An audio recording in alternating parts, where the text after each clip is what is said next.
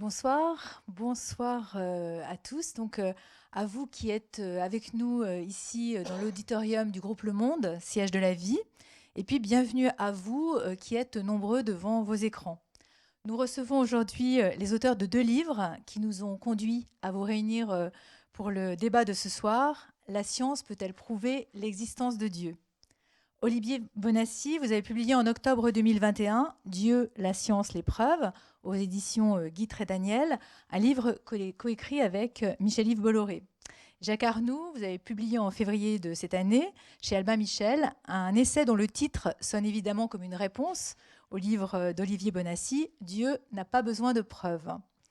Alors, nous avons souhaité vous faire dialoguer sur un sujet qui, pour n'être pas inédit, suscite toujours de l'intérêt. Dieu, la science, les preuves, malgré ses 600 pages, s'est vendu à près de 200 000 exemplaires et a suscité beaucoup de débats dans les médias.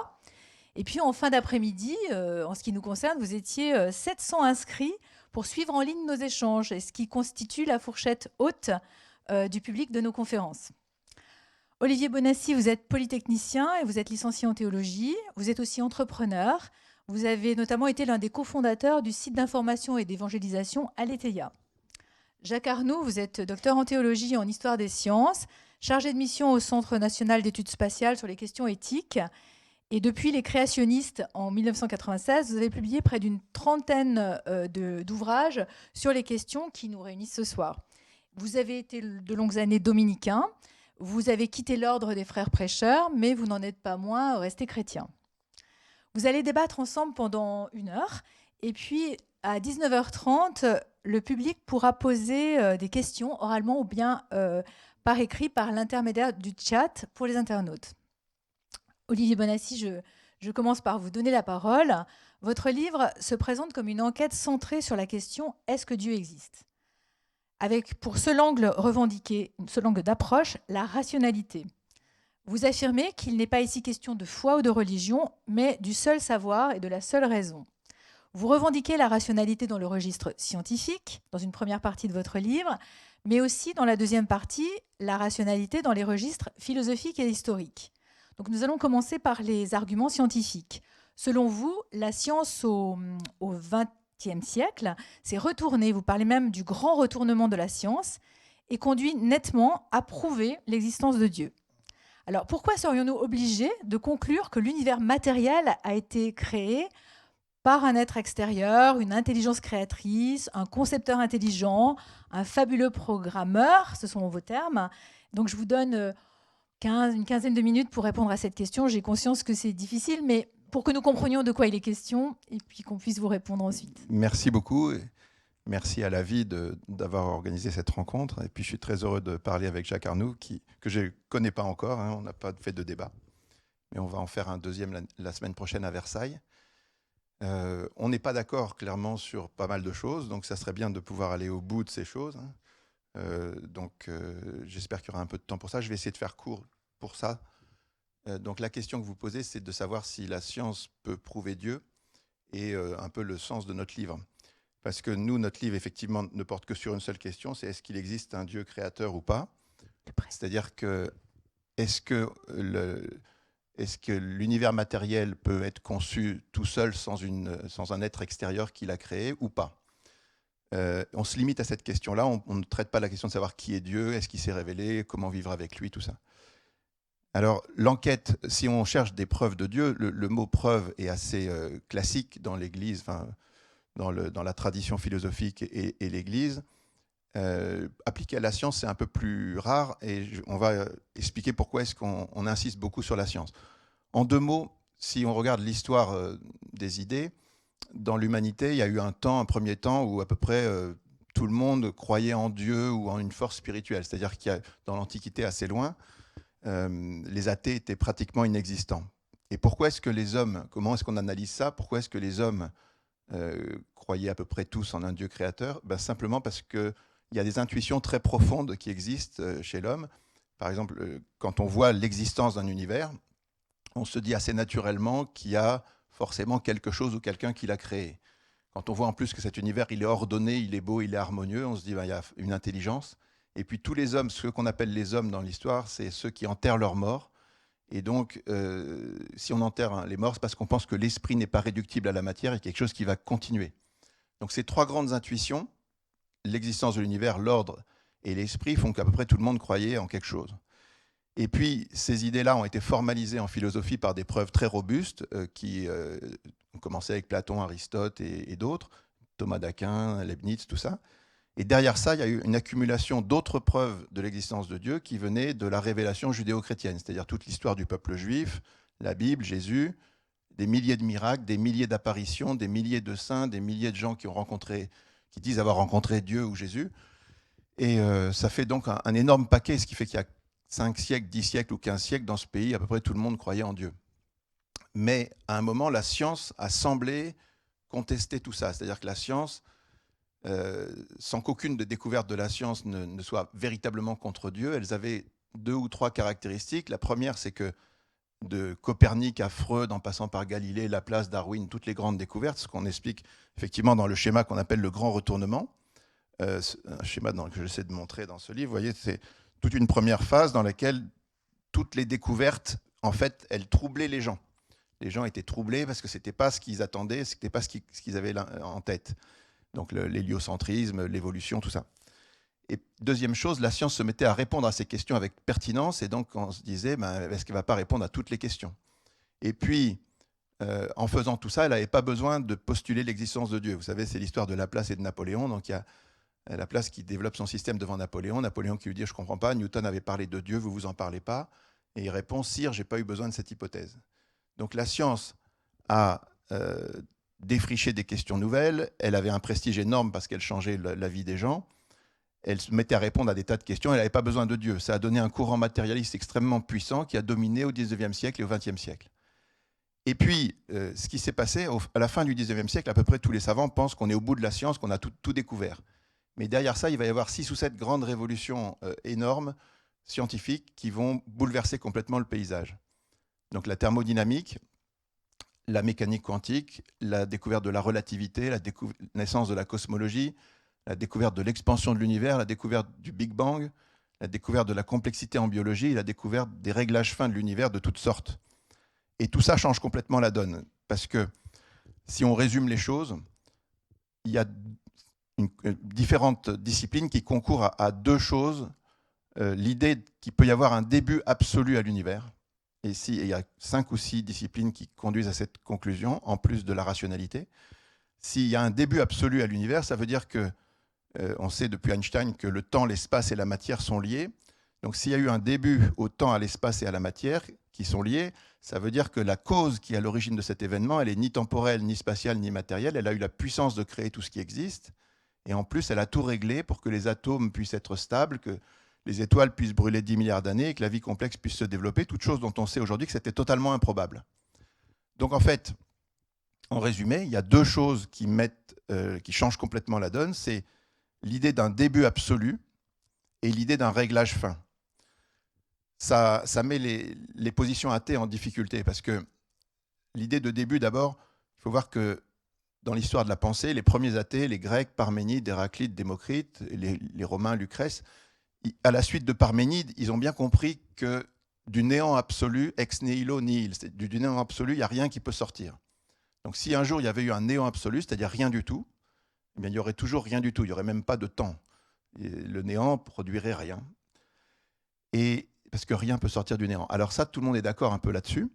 Et ça veut dire qu'il n'y a jamais eu de néant absolu, puisqu'aujourd'hui, il y a quelque chose. Donc s'il n'y a jamais eu de néant absolu, ça veut dire qu'il y a quelque chose qui a toujours existé. Et dans la vision athée, c'est extrêmement simple. Ce qui a toujours existé, c'est la matière et l'univers. Mais c'est ça qui est difficile aujourd'hui à garder. Parce que, et la thèse opposée, c'est de dire que la matière et l'univers, le temps, l'espace et la matière ont été créés par un Dieu extérieur qui a créé tout ça. Donc en fait, c'est les 2 grandes thèses si on veut aller vite. Parce que l'hypothèse que la matière et l'espace soient éternels pourrait se concilier avec l'idée de Dieu aussi. En tout cas, pour les athées, c'est obligatoire. Il faut que le temps soit infini dans le passé. Et ça, ce n'est pas évident. Et je pourrais même dire que c'est très très difficile à tenir aujourd'hui pour plein de raisons. Et deuxième point, le réglage de l'univers. Alors le réglage, il se manifeste en physique. On s'aperçoit qu'il y a une trentaine de constantes ou de données initiales de l'univers qui, si vous les changez un tout petit peu, dérèglent tout et font que les atomes ne peuvent pas exister ou la vie complexe est impossible. Et donc cette constatation, elle est très largement partagée, tout le monde est d'accord. Donc en fait, il y a deux explications. Quand on cherche une explication, soit on dit il y a un Dieu, enfin il y a une intelligence derrière tout ça, c'est la position des croyants, enfin la Bible dit que Dieu est un artisan qui a tout réglé avec mesure, nombre et poids. Einstein dit à peu près pareil quand il dit que toute personne sérieusement impliquée en science finira par découvrir qu'un esprit supérieurement intelligent, infiniment plus grand que celui de l'homme, se manifeste dans les lois de l'univers. Ça, c'est la position croyante, on va dire. Mais si vous êtes dans une autre position et que vous voulez une position athée, alors il faut, pour expliquer ce réglage, il faut qu'il y ait un tirage gigantesque, ce qu'on appelle l'hypothèse des multivers, qui est une hypothèse un peu bouche-trou, mais qui consiste à dire, oui, il y a eu certainement, possiblement, un processus naturel, c'est-à-dire une machine à créer des univers dans un nombre assez gigantesque. Parce que les hypothèses, pour que ça colle aux improbabilités, il faut arriver, aujourd'hui, il y a 80% des cosmologistes qui travaillent sur la théorie des cordes, qui suppose qu'il y a 10 dimensions dans notre espace réel, et en plus, 10 puissance 500 univers. Si on ajoute la biologie, on arrive à 10 puissance 340 000, selon les chiffres de certains savants. Alors, ces chiffres sont énormes, et pour bien comprendre ce que ça veut dire, il faut mesurer ce que ça veut dire 1 milliard, ou 10 puissance 500. Si je vous demande de compter jusqu'à 1 milliard en prononçant un chiffre chaque seconde, jour et nuit, il vous faudra plus de 30 ans. Pour compter jusqu'à 1 milliard de milliards, il vous faudra 2 fois la durée de l'univers. Et pour compter jusqu'à 1 milliard de milliards de milliards, il vous faudra 2 milliards de fois la durée de l'univers. Vous imaginez ce que c'est 1 milliard de milliards de milliards. Là, on est simplement à 10 puissance 27. Pour aller à 10 puissance 500, c'est des milliards de milliards de milliards de milliards de milliards. Donc, si vous êtes athée, vous êtes obligé de tenir l'hypothèse, de croire qu'il y a une machine à créer des univers, qui a créé des univers parallèles qui sont tous stériles, le nôtre étant celui qui a eu de la chance, et qui en plus, cette machine, elle sait changer les données, elle sait changer les constantes, elle fait des tirages au hasard. Mais pas complètement au hasard, c'est ça qui est intéressant, il y a une contradiction, parce que si la machine, par exemple, il faut qu'elle trouve la constante de gravité égale à 6,67, 10 puissance moins 11 mètres cubes par kilogramme par seconde. Bon. Si la machine tire au hasard ces choses-là, il faut qu'elle soit dans une certaine fourchette très réduite. Si elle tire entre 0 et l'infini, elle a 0 chance mathématiquement de tomber sur cette fourchette, parce que vous divisez par l'infini. Donc il faut qu'elle tape dans une certaine frange entre 5 et 10, par exemple. Si elle cherche, cette machine elle cherche entre 10 et 20, elle ne trouvera jamais 6,67. Donc la question, c'est qui a réglé la machine à créer des univers? L'hypothèse des multivers, en fait, elle est assez bancale. C'est une hypothèse mathématique, mais qui ne fonctionne pas bien dans le monde réel. Ça, c'est notre conviction. Alors, nous, dans ce livre, ce qu'on dit simplement, c'est qu'on accumule les dossiers. On a des dossiers liés à plein de sciences, la thermodynamique, la cosmologie, la biologie. On regarde aussi les mathématiques, on regarde différents domaines, on explore l'histoire de ces idées. Et on s'aperçoit que ça a stupéfait les savants, parce qu'il y a 100 ans, personne ne se posait ces questions. Tout le monde pensait que le passé était passé, que jamais on pourrait se prononcer sur le début de l'univers ou avoir des idées là-dessus. Mais aujourd'hui, c'est différent, et donc c'est pour ça qu'on pense qu'il y a des preuves de l'existence de Dieu qui sont aussi liées à la science, que la science s'est retournée. Et ce n'est pas nous qui inventons les citations. Dans ce livre, il y a 62 prix Nobel qui sont cités, il y a 200 citations à droite et à gauche. Et la plupart, enfin beaucoup d'entre eux en tout cas, sont pas croyants, mais ils en viennent à prononcer le nom de Dieu, pas dans toutes les sciences. 99% des sciences ne conduisent pas à l'hypothèse de Dieu. Mais dans un petit nombre de domaines qui concernent le début de l'univers, le passage de l'inerte au vivant, les réglages fins, les mathématiques, un certain nombre de choses, les savants, spontanément, sont contraints de, à un moment, parler de Dieu, au moins comme une hypothèse. Et on a un chapitre très intéressant où il y a une centaine de citations de grands savants qui, quand vous les lisez bout à bout, ça vous montre le problème qu'il y a. Et voilà. Après, comme on dit, ce livre, c'est une enquête. Nous, on met des dossiers sur la table, on en ouvre une douzaine de dossiers différents, on donne les éléments, on considère que c'est des preuves qui vont accréditer une thèse et discréditer, enfin, infirmer la thèse inverse, mais chacun des lecteurs est le jury et décidera comme il veut. Notre conclusion, c'est que, en tout cas à nous, c'est que le matérialisme est devenu une hypothèse irrationnelle. C'est-à-dire que c'est très difficile. Les matérialistes, on les appelle les incroyants, mais c'est très injuste parce qu'en fait, ils sont des très très grands croyants. Ils doivent croire des tas de choses extrêmement difficiles, à mon avis, à tenir. Qu'il y a une machine à créer des univers, qu'il n'y a pas qu'un temps infini dans le passé, qu'il y a toute une série de choses qui aujourd'hui sont très très dures à tenir. Merci d'avoir été aussi concis. Jacques Arnoux, alors vous vous déclarez très critique quand est franchie la frontière entre la physique et la métaphysique, la science et la philosophie, entre le matériel et le spirituel, sans pour autant abandonner ce terrain de réflexion aux athées. Hein. Donc Olivier de Bonassi vient de nous exposer en quoi consistaient ces preuves scientifiques, donc sur le début de l'univers, sur le réglage fin des constantes physiques, sur la complexité du vivant et sur le très peu probable hasard. Et selon vous, ces affirmations ne sont pas convaincantes. Vous y répondez d'ailleurs dans votre livre. Et pour quelles raisons? Donc je vais vous donner le même temps que Olivier Bonassi pour voilà, nous faire une réponse, en fait, un écho à ce qui vient d'être dit pour que nous comprenions les termes du débat. Eh bien, merci pour cette invitation, l'occasion de nous rencontrer pour de vrai et pas à distance, suivant la mode habituelle. Je voudrais simplement d'abord faire appel à un souvenir très récent. J'ai eu la chance la semaine dernière de participer à un congrès de 250 scientifiques faisant partie d'un réseau européen auquel j'appartiens moi-même. Nous étions dans un endroit absolument magnifique, l'île de la Palma, des observatoires qui observent l'univers jusqu'au fin fond de l'univers, et avec des jeunes chercheurs enthousiastes qui nous présentaient leurs travaux. Donc c'était vraiment pour moi l'occasion, une fois encore, comme je le fais très régulièrement, de rencontrer à la fois l'exercice de la science et la science en exercice.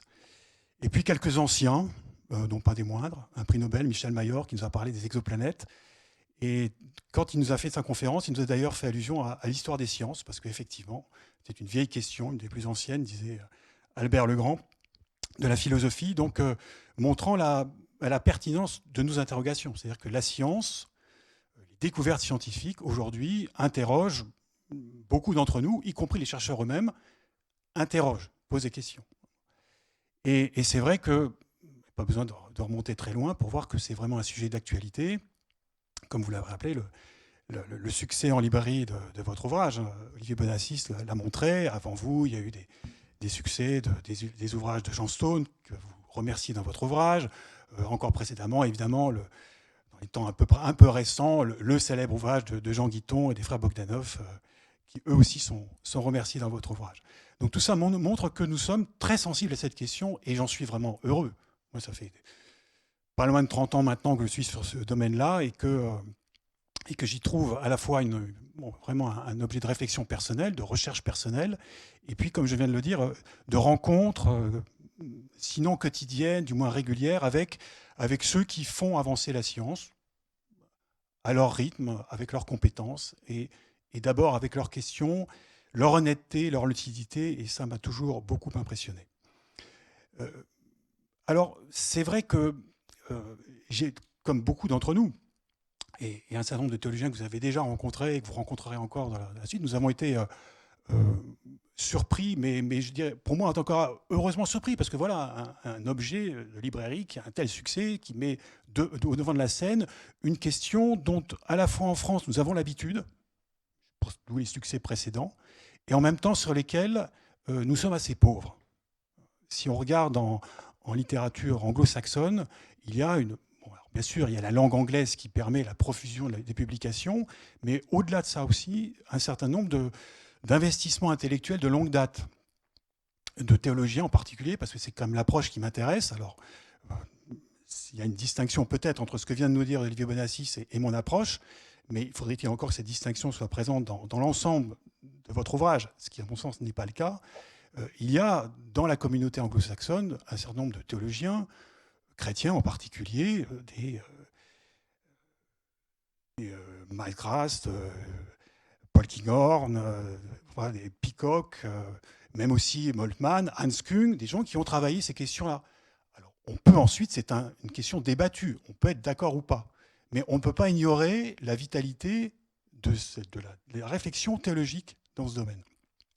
Et à partir de là, évidemment, tout ouvrage qui vient de manière raisonnée, puisque vous faites appel à la raison, et c'est vrai, enfin, nourrir, enrichir le dossier avec effectivement cette masse de citations assez impressionnante, je ne sais pas, plusieurs centaines de citations, vient évidemment nous intéresser tous, parce que c'est ça qui va constituer l'horizon, le terroir de cette question. Voilà, et entre autres, la science peut-elle prouver l'existence de Dieu, et plus globalement, l'existence de Dieu, et le rapport entre la science, le caractère physique, et la métaphysique, qui est très souvent dans un certain nombre de propos que moi j'entends avec mes scientifiques, un Michel Mayor la semaine dernière, un Jean-Pierre Bibring auparavant, un des coordinateurs de la célèbre mission Rosetta, avec lequel aussi on a eu pas mal de propos très enflammés, j'avoue, et très débattus sur ces questions. C'est l'occasion aussi, et ça c'est vraiment important, de rappeler comment entrer dans ce domaine de ces rapports entre science et foi, science et religion, ou la question de l'existence de Dieu, et les prudences qu'il faut. Alors c'est des mots que vous définissez à l'occasion de votre ouvrage, assez rapidement, je reconnais, enfin je suis peut-être un peu malheureux, mais c'est qu'est-ce que le concordisme? On vous a d'ailleurs attaché cette étiquette-là, mais le concordisme pouvant se jouer dans les deux sens. Je l'ai lu dans les analyses de votre ouvrage. Je ne dis pas que vous l'êtes, mais en tout cas, c'est une critique qui a pu vous être faite. Le concordisme, quand il s'agit d'accorder ou le discours scientifique à un discours religieux, ou le discours religieux au discours scientifique. Les deux peuvent exister. Voilà, c'est un outil d'analyse d'un discours ou d'un propos sur ces sujets-là. Mais on sait bien que dès qu'on rentre dans ces domaines, et comme vous l'avez cité, c'est un des domaines par lesquels je suis entré, en particulier dans le domaine de la publication, dans ces questions science et foi, il y a d'autres attitudes, il y a des attitudes fondamentalistes, qui sont tout à fait honorables. Rappeler les fondements d'une religion à laquelle on appartient, c'est essentiel. Rappeler les dogmes, c'est essentiel. Les dogmes d'une religion, c'est quand même des grands repères. Alors après, il faut évidemment s'interroger sur l'attitude que l'on a à l'égard de ces dogmes. Karl Rahner, un des grands théologiens chrétiens catholiques du XXe siècle, rappelait que les dogmes, c'est essentiel. Ce qu'il faut évidemment, l'attitude à laquelle il faut faire attention, c'est le dogmatisme. Quand, à force de s'attacher à un dogme, on n'en vient plus à affronter la réalité et à explorer le monde, en particulier quand ce monde est revisité par les sciences. Le littéralisme, le rapport à la Bible, pour ce qui est des chrétiens. Comment je lis la Bible? Très bel exemple dans votre ouvrage, quand vous abordez la question du passage de la mer Rouge, et que effectivement, vous rappelez qu'il y a une manière littéraliste, voire même historique, quelle est la valeur historique, et puis une manière spirituelle, surnaturelle, théologique de lire. Toutes ces choses-là sont vraiment essentielles parce que nous le voyons bien. Et quand on commence à ouvrir ce dossier, et ne serait-ce qu'en publication française, même si une fois encore l'horizon est assez réduit, on rend compte de toutes ces attitudes, et c'est vraiment nécessaire d'avoir cette grille de lecture pour savoir où nous nous plaçons. Nous-mêmes, y compris, enfin, moi-même, je suis certain que par moment, je peux être catalogué de littéraliste ou de concordiste, peut-être pas de créationniste, enfin, en tout cas j'espère. Certains m'ont un jour mis cette étiquette, mais je pense que vraiment ils se trompaient de boutique. Alors après, voilà, parce que vous l'avez dit, j'étais assez critique à l'égard de cet ouvrage, parce qu'il y a ce que Olivier Benazzi vient de nous dire, et puis aussi ce que l'ouvrage nous dit. Que la question de l'existence de Dieu, vous l'avez dit, voilà, c'est ce qui nous intéresse. Et puis immédiatement, vous parlez d'un Dieu créateur. Dans l'ouvrage, c'est ce que vous faites. Déjà ça, on réduit la vision. Dans votre ouvrage, vous le réduisez encore davantage, parce qu'une fois la partie astrophysique, le dossier astrophysique, enfin, les deux, disons au sens large, cosmologie abordée, la question de la biologie, sur laquelle je ne reprendrai peut-être pas le temps d'y revenir maintenant, mais on pourra dans les échanges sur lesquels je trouve qu'il y a vraiment une assez grande faiblesse, parce que autant vous avez beaucoup travaillé la physique, autant sur l'aspect biologique, là c'est plus discutable, y compris dans la manière dont vous vous introduisez, j'en suis désolé, mais un Dieu bouche-trou, parce que la biologie est encore très largement ouverte et ne permet pas, c'est pas seulement moi qui parle, ce sont les biologistes, ne permet pas de faire une espèce de constat d'ignorance à laquelle il n'y a aucune explication possible. Ça me paraît beaucoup trop rapide. Et je l'ai encore entendu la semaine dernière. Je veux dire, tous ces biologistes qui sont engagés dans la recherche de l'origine de la vie, soit sur Terre, soit en s'appuyant sur d'hypothétiques et à rechercher vie extraterrestre, je suis désolé, ça veut dire que ce dossier est encore largement ouvert et qu'on ne peut pas en tirer des conclusions telles que vous les tirez. Et après, bon, dans la seconde partie, enfin, dans les parties qui suivent, vous faites appel à des choses qui appartiennent déjà à une tradition biblique et chrétienne. Est-ce que je peux me permettre, Oui, bien sûr. juste, je trouve que, j'aimerais beaucoup que vous nous répondiez sur la question des débuts de l'univers, parce que c'est dans votre livre, et c'est intéressant, selon vous, la question du début de l'univers n'est pas aussi évidente, C'est pas selon moi, c'est le peu, je n'ai pas les connaissances de Léo Benassis en termes de cosmologie. Ce que je lis, et même à l'instant, en vous écoutant, vous avez très largement, et ça correspond parfaitement à votre ouvrage, souligné, du néant ne peut pas sortir quelque chose. Quand vous lisez les astrophysiciens aujourd'hui, ils distinguent très clairement le vide du néant. Et ils refusent le terme de néant, ils parlent du vide. La question, c'est que quand eux vous disent, avant le commencement théorique de notre univers, il y a du vide, bon, on repousse la question. Et avant le vide. Non, mais ok, j'ai peut-être pas compris. Mais je veux dire par là que c'est pour ça que je n'ai pas non plus à m'apesantir sur les choses sur lesquelles je ne suis pas compétent. Je n'ai jamais prétendu une quelconque compétence. Mais je sais que les astrophysiciens, que les cosmologistes tiquent là-dessus parce que, ok, vous avez raison. Et j'avais commencé ce travail, si je puis me permettre, avant vous, de collationner quelques citations, pas autant que dans votre ouvrage, de cet étonnement, donc de cet étonnement philosophique de nombreux chercheurs dans les domaines mathématiques, de la cosmologie, par rapport à cette complexité du monde. Mais cet étonnement ne conduit pas nécessairement, impérativement, à la confession de l'existence de Dieu. Ça se saurait. Votre préfacier, Robert Wilson, il le dit très clairement. Il dit, moi, je ne suis pas convaincu. Il y a quelque chose, ok. Pour les religieux, eh ben, c'est vrai que ça consonne avec ce qu'ils peuvent penser et ils s'en réjouissent. Mais très honnêtement, c'est plus un appel effectivement à l'étonnement, à la philosophie, à l'interrogation philosophique, et certainement pas comme quoi il y aurait des preuves de l'existence de Dieu. Sinon, je pense que Robert Wilson l'aurait mis dans sa préface. Et d'autres que vous citez. Moi, j'en reste à ce caractère, c'est pour ça que je parlais d'honnêteté et de lucidité des scientifiques, c'est que beaucoup d'entre eux, en tout cas dans la cosmologie et l'astrophysique, dans la biologie c'est beaucoup plus compliqué, eh bien, ils ont cette honnêteté de dire oui, nous n'en savons rien, oui, il y a un passage entre la physique et la métaphysique, certains passent jusqu'à l'existence d'un être, d'une intelligence supérieure. Un certain nombre se reconnaissent davantage d'ailleurs dans des religions extrême-orientales que dans nos religions, on pourrait en reparler. Donc le Dieu créateur, ce n'est pas ce vers quoi ils vont. Donc oui, il y a tout ça qui m'a rendu la lecture de votre ouvrage critique, parce que par moments, on s'échappe dans des directions sans honorer d'autres. Et en particulier sur l'astrophysique, c'est, me semble-t-il, assez clair.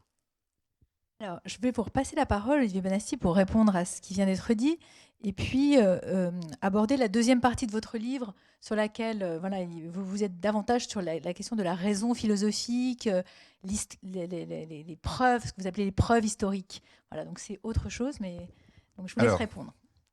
Bon, il y aurait beaucoup de choses, hein, ça va être compliqué de répondre à tout, mais peut-être ce qui est intéressant, c'est de regarder nos divergences. Moi, j'ai lu attentivement votre livre et j'ai lu aussi tous les articles que vous avez faits. Vous avez eu la chance de faire des articles dans beaucoup de journaux qui ne nous ont pas donné la parole. Vous avez fait le Figaro, mais le Figaro, on l'a eu, mais Le Monde, on ne l'a pas eu. Mais vous avez fait Le Monde, Marianne, La Croix. Voilà. Je n'ai pas fait. Vous avez eu. Les articles. C'est bien, ça m'a permis de lire. Et alors, il y a beaucoup de choses qui m'ont fait réagir. Alors, si je peux les résumer, parce que j'ai pris des notes et j'ai fait... Alors, le principal point, quand même, c'est ce qu'on appelle dans la doctrine classique chrétienne le fidéisme, c'est-à-dire l'idée que la foi n'a pas besoin de preuves, ni de raison de croire, que la foi, on la reçoit de Dieu, mais elle n'est pas, il n'y a pas de rationnel derrière. Ça, en fait, c'est une position qui est vraiment surprenante pour moi, parce que ce n'est pas du tout ni l'écriture sainte, ni la tradition, ni saint Thomas d'Aquin, ni le magistère de l'Église, ni le bon sens même, parce que s'il n'y a pas de raison de croire et qu'on appelle à la foi sans raison, c'est faire l'éloge de la crédulité, c'est-à-dire c'est les gens Moi, j'ai parlé à des gens, j'ai une amie qui est partie au Japon, elle est rentrée, elle était complètement New Age, elle m'a dit, moi, quand je vais dans la forêt, j'embrasse un arbre et je ressens l'énergie de l'arbre, ça me fait du bien. Qu'est-ce que vous voulez répondre à ça? C'est quelque chose où il n'y a plus de rationnel. Et donc, voilà, s'il n'y a pas de raison de croire, à mon avis, on est loin d'une démarche chrétienne. Parce que Jésus avait donné plein de raisons de croire. Jésus, il disait... D'abord, il espérait qu'on croyait à cause de sa parole. Et il disait, mais si vous ne croyez pas à cause de ma parole, croyez au moins à cause des œuvres que j'ai faites, que nul autre n'a faites. Pendant 3 ans, il a multiplié les œuvres et les miracles. Et il disait aux 3 villes du nord de Tibériade, Chorazine, Bethsaïde et Capharnaüm, il leur disait, si les miracles qui ont eu lieu chez vous avaient eu lieu à Tyr ou à Sidon, ça fait longtemps qu'ils seraient convertis, qu'ils auraient pris le... Voilà. Jésus, il disait aussi, voyez, les prophéties s'accomplissent. Vous voyez, à chaque fois que Jésus appelle, Jésus est la vérité, il n'est pas le doute, il est la vérité. Donc, quand Jésus, ou quand les chrétiens, ou quand les apôtres vont prêcher, ils ne vous disent pas Jésus est peut-être ressuscité. Il dit non, on est témoin de quelque chose. Jésus a donné bien des preuves pendant 40 jours de sa résurrection. Saint Thomas l'a touché, tout ça. Donc, la foi chrétienne, c'est très très loin de la crédulité. Ce n'est pas quelque chose qui est fait pour nous faire un grand saut, un grand bond dans le vide, sans raison. Donc cet aspect-là, oui, j'ai noté quelques... Vous dites, le croyant n'a que faire de preuves, il n'y a aucune preuve de la résurrection, les preuves de l'existence de Dieu relèvent du monde intérieur, la foi ne repose pas sur des preuves. En fait, je ne suis pas du tout d'accord avec ça. Je ne suis pas du tout d'accord et je pense que ce n'est pas du tout... ni la tradition chrétienne, catholique, ni dominicaine, encore moins, parce que saint Thomas d'Aquin, c'était vraiment l'apôtre de ça. Je ne sais pas ce que vous pouvez répondre sur ce point, peut-être. On pourrait commencer. Alors, Je ne me reconnais pas dans la description que vous faites de mon soi-disant fidéisme. Il me semble que je n'ai jamais refusé le travail de la raison. Si je m'intéresse, et je suis passionné par ce compagnonnage avec des scientifiques, c'est que dans ce qui m'est donné de vivre et d'expérimenter au quotidien, c'est le travail de l'intelligence, c'est le travail de la raison, c'est l'analyse des faits, tout ce qui relève de la science, les faits, l'observation, les hypothèses, toute cette confrontation au réel qui est la base et l'origine même de mon approche personnelle. Et quand vous écrivez un livre qui dit « Dieu n'a pas besoin de preuves », donc en fait, est-ce qu'il y a besoin de preuves ou il n'y a pas besoin de preuves? Est-ce que Dieu donne des preuves ou il n'en donne pas? Non, mais il ne faut pas se rester... Quand vous dites « Dieu, la science, les preuves », est-ce que ça veut dire qu'il en a besoin ou pas? Votre titre, oui, ne nous battons pas sur les titres, s'il vous plaît. Mais je veux dire par là que... Notre thèse, non, mais vous pouvez pas... pas... laisser finir, si vous voulez, Jacques Arnaud. Je suis gêné par le fait que, et vous l'avez déjà fait dans un échange qu'on a eu, puisque Le Figaro nous a ouvert à tous les deux ces pages, le fait, je comprends très bien cette défiance, pas de méfiance, par rapport au fidéisme, parce qu'on connaît ce à quoi ça peut conduire. Et que par rapport à ça, il me semble, défend depuis très longtemps le travail de la raison et de l'intelligence pour tout chrétien, parce que, vous voyez, on est tous mis dans le domaine chrétien. Vous avez commencé votre propos en parlant de l'existence de Dieu de la manière la plus large, même un Dieu avec une minuscule au début de l'écrit, mais on en vient quand même à ce qui constitue nos convictions personnelles. Donc après, à partir de là, c'est vrai que dans l'ouvrage qui m'a été offert de publier, j'étais plus sensible que vous, mais ça ne signifie pas que je ne vois que ça, dans le fait que la démarche de foi, au final, le dernier pas, et pas un pas dans le vide tel que vous venez de le décrire, mais la démarche finale, celle-là, nous invite à un engagement personnel qui va au-delà de ce que nous pouvons récolter, travailler comme preuve. Et ça, me semble-t-il, ce n'est pas du fidéisme. Mais la connaissance de ce que saint Thomas d'Aquin, peut-être que vous situez comment par rapport à saint Thomas d'Aquin? Je vous écoute. D'accord. Bon, en tout cas, saint Thomas d'Aquin, dans tous et la tradition classique de l'Église, l'Écriture, tout ça, dit qu'on peut connaître l'existence de Dieu sans la foi. On ne parle pas de foi. Nous, dans notre livre, on ne parle pas de foi. La foi, c'est autre chose. Ça implique effectivement à un moment un acte de liberté et d'adhésion, de confiance qui relève d'autre chose. Mais nous, on est sur le plan rationnel, c'est-à-dire sur le plan de la connaissance de l'existence de Dieu. Et là, il n'y a pas besoin de foi. Toute la première partie de la somme théologique de saint Thomas d'Aquin, il parle des preuves de l'existence de Dieu et de la certitude à laquelle on peut arriver à partir de l'analyse du monde. Et sans parler de la foi, et c'est seulement après qu'il parle de foi. C'est d'une partie différente. Et pareil pour la somme contre les gentils. Donc est-ce qu'on est bien d'accord pour dire que la connaissance et la foi sont deux choses différentes? Oui, mais si je vous dis qu'on est d'accord, vous me traitez de fidéiste. Donc il y a un problème quand même. C'est que pour moi, dans la démarche, les deux, qu'on puisse les distinguer, bien sûr, mais qu'on puisse les dissocier totalement. Et j'allais dire, à ce moment-là, je vous interroge sur le pourquoi de votre ouvrage. Non mais attendez, quand dans cet ouvrage, une fois, je répète, vous partez effectivement, au début, vous exprimez bien cette question, on va vous apporter, comme vous l'avez rappelé maintenant, un certain nombre, à partir des sciences, de grands retournements, etc., etc. Et que, non pas de manière assez claire, vous entrez dans la tradition biblique, dans la tradition chrétienne, vous nous parlez de la guerre des 6 jours, du miracle de Fatima, etc. Là, est-ce qu'on est toujours dans les preuves scientifiques dont vous parlez au départ? Ah non, je crois que là vous rajoutez des points qui ne relèvent plus du même registre, ou dans lequel la raison ne fait peut-être pas assez son travail. Pourquoi pas? Pourquoi pas? Parce que ça laisse, à mon sens, deviner qu'il y a aussi une démarche de foi que je respecte. Je n'ai jamais posé la moindre critique sur la bonne foi de ceux qui pouvaient s'exprimer que je rencontre depuis tellement longtemps. Peut-être qu'on n'a pas été assez clair, mais dans tout le livre, il n'est jamais question de foi. C'est-à-dire c'est une question de rationalité. Il y a des rationalités qui s'attachent il y a des preuves. La première partie, c'est les preuves liées à la science. Et la deuxième partie, c'est les preuves hors science, mais analysées d'un point de vue entièrement rationnel. C'est-à-dire que la démarche qu'on propose aux gens, c'est de se demander si la Bible, Jésus, le peuple juif ou Fatima sont des anomalies de l'histoire, et est-ce qu'elles peuvent recevoir une explication naturelle sans surnaturel, indépendamment de la foi. C'est-à-dire que c'est des registres complètement différents. Donc, on a pris l'exemple de Jésus, et oui, parce que Jésus est un cas difficile à expliquer pour les gens qui ne sont pas croyants. Quelqu'un, un jeune charpentier de 30 ans qui sort de Nazareth, qui va prêcher pendant 3 ans sur les routes et qui après meurt, normalement, il n'a aucune chance de marquer l'histoire du monde plus qu'aucun autre. Donc, on s'adresse à la raison, on dit est-ce que cet événement peut s'expliquer en dehors? En plus, il n'a rien écrit, il n'a jamais pris une épée, il n'a rien conquis, il n'a fait aucune découverte en sciences, il n'a rien fait dans les arts, il n'a pas fait d'architecture, il n'a pas fait de pyramide, tout ça.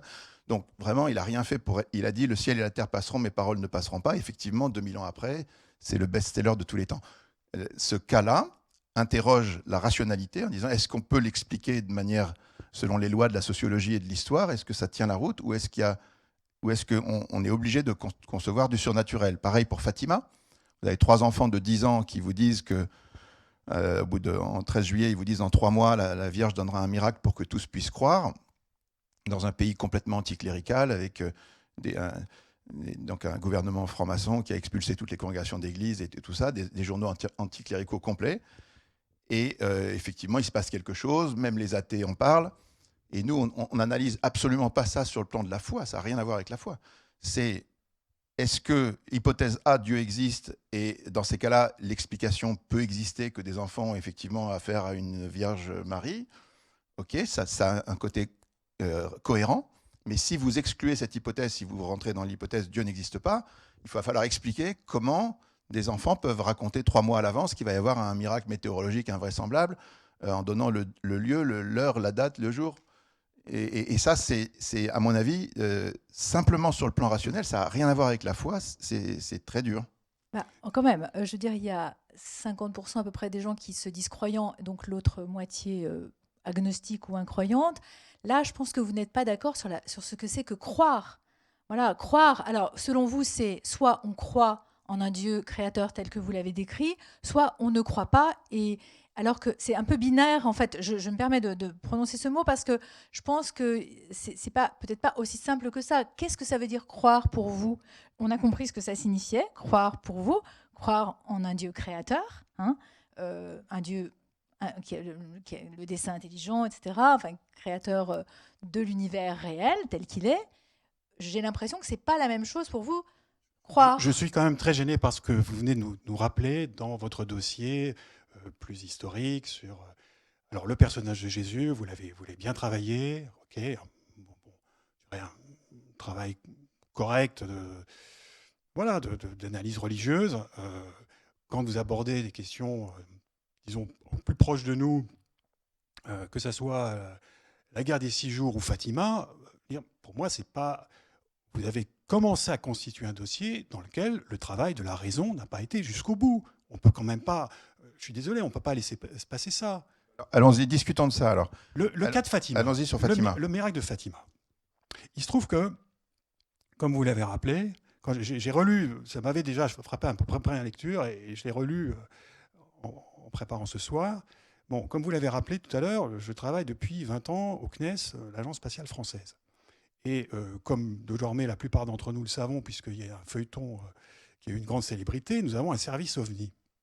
En fait, pas OVNI, un service qui s'intéresse aux phénomènes aérospatiaux non identifiés, dans lequel, avec tout le respect que j'ai pour ceux qui aujourd'hui sont à Fatima, attention, hein, je respecte énormément ce genre ce lieu, les pèlerins et ce qui s'y fait. J'ai longtemps été à Lourdes, alors je sais que c'est la concurrence de Fatima, mais bon, voilà.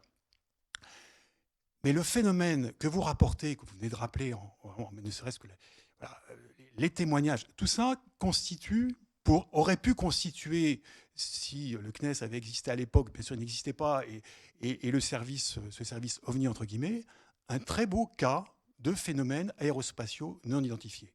D'autant plus qu'il y a beaucoup de témoins, il y a une étrangeté extrême, et tout ça je ne le nie pas. Après, il faut faire passer ça à la moulinette des analyses scientifiques avec les outils que nous possédons. Alors, ça ne peut pas, permettez-moi, ça ne peut pas simplement se réduire à citer des témoignages, parce que là, évidemment, il y a malheureusement la distance temporelle qui fait que... Pas très grande. Vous savez, les témoignages, l'obsolescence arrive très rapidement. Donc, il faut faire passer ça à une moulinette d'expertise scientifique, ce qui, vraiment, objectivement, en tout cas dans le rapport, l'enquête, puisque vous dites que vous avez fait une enquête, là, votre enquête, si on faisait des enquêtes comme ça au GEPAN, on aurait fermé la boutique depuis longtemps. Alors, c'est très intéressant. Il va falloir c'est intéressant de rentrer un peu dans le détail des choses. Donc, Fatima, ça s'est passé il y a 105 ans.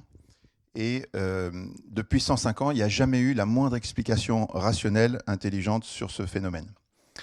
Il n'y a pas que la vision du soleil. Il y a aussi le fait que la terre a séché et que les vêtements, il pleuvait depuis le matin et tout le monde a eu des vêtements secs et la terre était sèche après, donc c'est plus que ça. Il n'y a pas seulement le fait que les gens ont vu le soleil, on a imaginé qu'il y aurait pu avoir effectivement un ovni entre les deux, sauf qu'il y a Alfonso Lopez, le plus grand poète portugais, qui était complètement athée, qui était à 34 km de là dans sa maison au bord de la mer, qui ne savait même pas qu'il y avait une annonce à Fatima. Et il a vu dans une direction complètement opposée. Il y en a d'autres qui étaient dans la direction opposée à 18 km qui ont vu la même chose. Donc c'est quelque chose qui était absolument pas dans un certain axe, mais dans différents axes. Et donc lui, il était complètement athée, il s'est converti et c'est le plus grand poète du Portugal. En plus de ça, il y a cette idée que 3 enfants de 10 ans pour la plus âgée et les autres 8-9, ils ont annoncé 3 mois à l'avance les choses. Et en lien avec Fatima, il y a aussi toute une série de prophéties et de demandes à l'Église qui auront des impacts mondiaux. Et bon. Donc, si vous voulez, après, chacun est libre. Nous, on veut tordre le bras de personne. Hein. Mais regardez attentivement ce dossier et cherchez une explication intelligente en dehors du surnaturel. Pour moi, c'est impossible. Je pense que, après, c'est jamais des preuves absolues de type maths en 3 coups aux échecs. Hein. Ça, les preuves absolues, parce que souvent vous citiez, ah oui, c'est pas une preuve absolue. Les preuves absolues, ça n'existe pas dans le monde réel. C'est-à-dire que si vous cherchez des preuves absolues, vous n'allez jamais condamner personne dans un procès. Les preuves sont toujours des preuves d'un certain niveau. On a un chapitre entier qui parle de définition de ce que c'est qu'une preuve.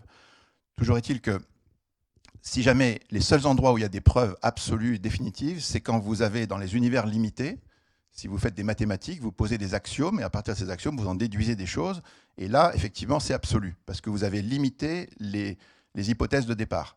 Pareil, quand vous faites une théorie des jeux aux échecs, par exemple, maths en 3 coups, vous savez, le nombre de règles est limité et donc vous pouvez en déduire quelque chose d'absolu. Mais en dehors de ces choses-là, où les principes éventuellement...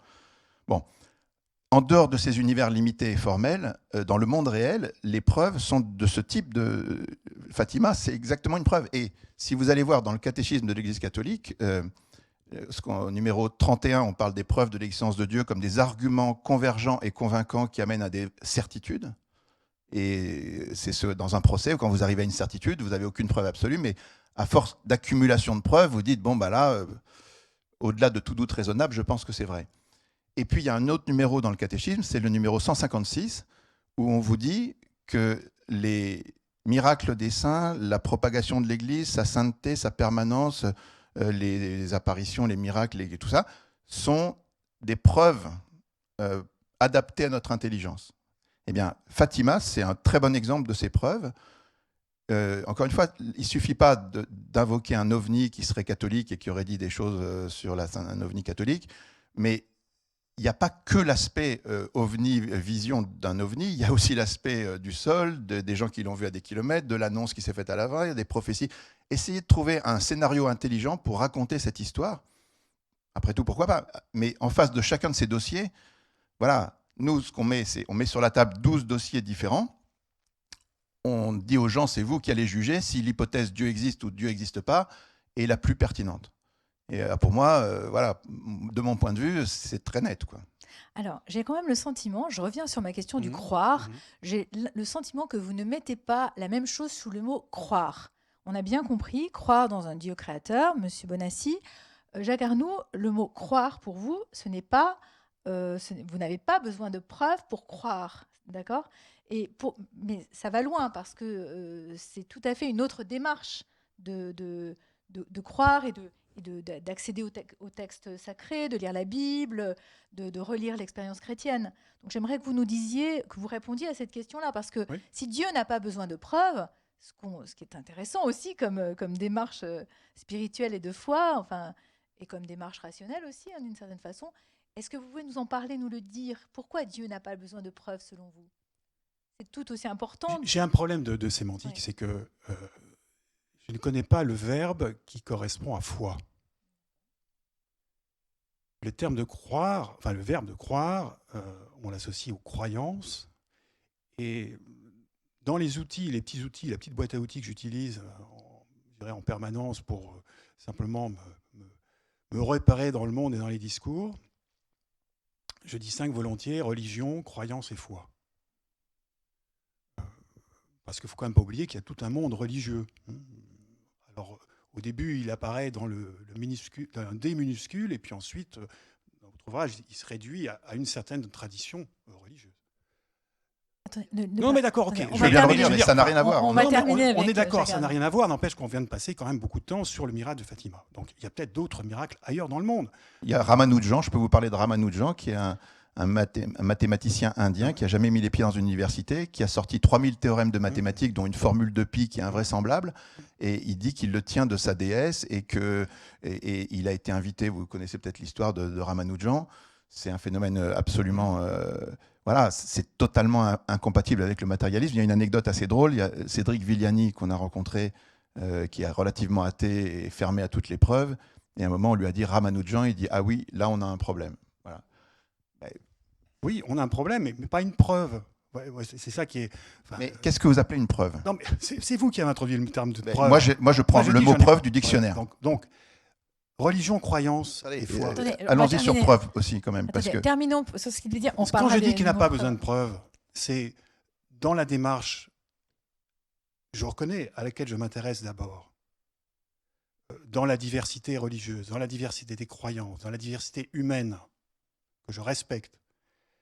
Ce qui m'intéresse, c'est qu'est-ce qui, au fond de chacun d'entre nous, comme vous le laissiez pressentir avec la question du... Voilà, on fait un procès, on apporte des preuves, et puis vous allez décider. À un moment, non, mais dans l'ouvrage, vous l'avez. Après le chapitre « Qui est Jésus ?», vous apportez un certain nombre d'éléments, et puis vous dites maintenant, il faut que vous preniez une décision avant de tourner la page. Bon, on ne peut pas tourner la page parce que en fait, la page est déjà à côté, mais ça, c'est purement une question éditoriale. Oui, non, mais c'est bien. Je veux dire, effectivement, il y a un moment donné où nous accumulons, et dans notre vie, nous accumulons tous des éléments qui vont dans le sens d'une preuve d'existence de Dieu, et par moments aussi des éléments qui vont contre. Toute la question de la théodicée, quelle que soit la religion à laquelle j'appartiens, comment se dit que le monde ne marche peut-être pas aussi bien que ça? Pourquoi on se dit que ces constantes cosmologiques soient tellement bien fixées, mais qu'il y a de la mort et de la souffrance et qu'elles me touchent moi? Et ça, nous en rencontrons tous. Mais qu'est-ce qui distingue dans votre démarche la foi de la crédulité? parce que la foi n'empêche pas tout le travail que vous faites et que je respecte le travail d'intelligence, de la raison. La Mais foi au a besoin dernier de moment, preuves. Non, mais mais- est-ce que la foi a besoin de preuves et de raisons de croire ou pas? elle se nourrit. Non, mais Elle se- oui ou non, non. enfin, Quand vous êtes, crois-tu cela? Vous savez bien que je termine là-dessus, moi, mon ouvrage. Quand, puisque vous voulez citer aujourd'hui, mais quand Jésus, au moment de la résurrection de Lazare, revient à Béthanie, rencontre Marthe, quand il pose la question, crois-tu cela? C'est une question qui, pour moi, relève de la foi. Il n'a pas encore ressuscité. bien sûr. Alors là, écoutez, parlons de ça, c'est très important. Parce qu'effectivement, il y a des confusions énormes, pas seulement avec vous, mais on la ressent partout. La foi, c'est un acte d'adhésion et de confiance qu'on fait avec la volonté libre. Par exemple, on peut avoir foi en son épouse, en son ami, en Jésus ou en Dieu. Ça ne veut pas dire qu'on sait qu'ils existent. La connaissance de l'existence, c'est un préalable. Quand Jésus se balade sur les routes de Palestine, son existence ne fait aucun doute pour les gens qui sont là. Et il leur demande quelque chose. Alors, il prêche, il fait des miracles, et donc il y a plein de motifs de crédibilité. Sa parole, jamais homme a parlé comme cet homme, donc lui, il pense qu'on devrait croire simplement sur sa parole. Et donc il leur demande un acte de confiance, parce que Dieu est relation, il cherche la relation avec nous. Bon. Et donc, effectivement, il y a un sceau, mais il s'appuie, ce sceau, sur des raisons de croire très fortes. Et Jésus, il les multiplie, les raisons de croire. Donc, si vous voulez, c'est exactement comme saint Thomas d'Aquin, il y a toute une partie de connaissance de l'existence de Dieu ou de Jésus. Alors, quand Jésus est mort et qu'il est ressuscité, là, comme c'est moins évident qu'il est ressuscité, il donne bien des preuves pendant 40 jours. Et il y a un passage très étonnant, c'est quand Thomas, vous connaissez l'histoire, premier dimanche, Thomas n'est pas là, et les autres lui disent « Jésus est ressuscité », lui il dit « Non, je ne croirai pas. Tant que je ne mettrai pas ma main dans son côté, mes mains dans ses clous, je ne croirai pas. » Et 8 jours après, Jésus réapparaît, il dit à Thomas « Viens voir ici ».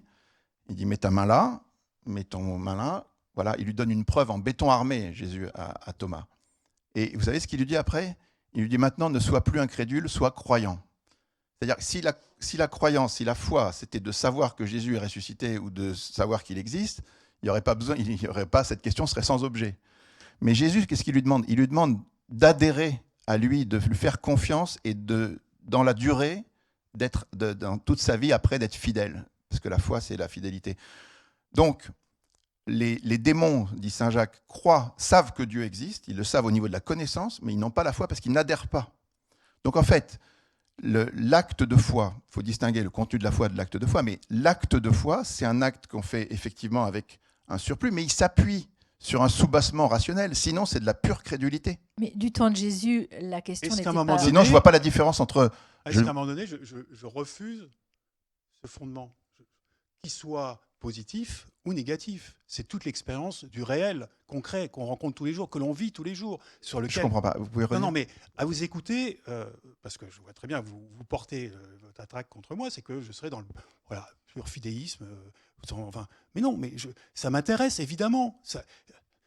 La question de saint Thomas... Jacques, écoutez-moi, excusez-moi. La question... Attends, Le fidéisme dans votre livre, il est partout. Il est partout, le fidéisme dans votre livre. Alors, excusez-moi, la question, quand Jésus marchait sur les routes de Palestine, tout le monde croyait en un Dieu créateur. Ce n'était pas la question. Dieu et son existence n'était pas la question. On était dans la démarche de suivre le Christ à l'époque. Oublions Jésus, parlons de votre mari. D'accord? Vous avez foi en votre mari. Si vous avez foi en votre mari, vous savez premièrement qu'il existe. Deuxièmement, vous avez de bonnes raisons de penser que vous pouvez lui faire confiance. Et après, vous lui faites confiance et vous faites un acte de foi en disant « je te fais confiance ». Mais si vous ne saviez pas qu'il existe, vous n'auriez aucune raison de mettre votre foi en lui.